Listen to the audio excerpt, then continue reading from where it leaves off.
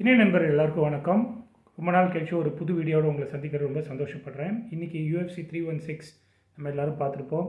ரொம்ப ஃபேண்டாஸ்டிக் ஒரு ஒரு பேப்பர் வியூ. ரொம்ப நாளுக்கு அப்புறம் ஒரு ஃபுல் மீல் சாப்பிட்ட மாதிரி நான் அதுதான் சொல்லிகிட்டு இருக்கேன். பட் ஃபேண்டாஸ்டிக்கான ஒரு பேப்பர் வியூ. மெராப் வந்து ஷானோ மெல்லியோடு நடந்த செகண்ட் மேட்ச்சில் கன்வின்சிங்காக செகண்ட் ரவுண்ட்லேயே சூப்பராக வந்து ஜெயித்தார். அதே மாதிரி கேலா ஹாரிசனும் வந்து யூலியானா பெனாவை வந்து செகண்ட் ரவுண்டில் வந்து சப்மிட் பண்ணி ஜெயிச்சிட்டாங்க. இது வந்து உண்மையிலே ஒரு ஃபேண்டாஸ்டிக் ரிசல்ட்டுன்னு தான் நான் சொல்லுவேன்.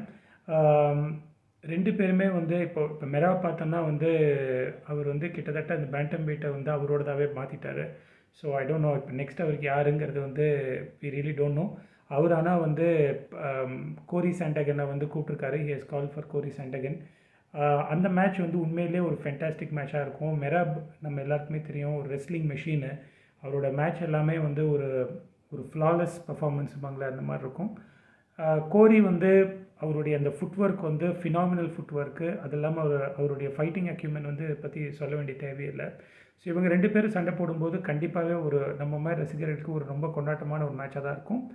கேலா ஹாரிசன் பற்றி அமேண்டா நூனஸ் வந்து ரிட்டையர்மெண்ட்லேருந்து வெளில வந்து மறுபடியும் அவங்களோட போட்டி போட போகிறாங்கன்னு நம்ம எதிர்பார்க்குறோம்.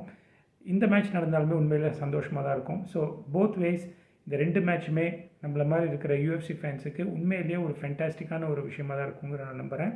உங்களுடைய கருத்து என்னங்கிறத என்னோட ஷேர் பண்ணிக்கோங்க. கூடிய விரைவில் வேறு ஒரு வீடியோடு உங்களை சந்திக்கிறேன். அது வரைக்கும் டேக் கேர். பாய்.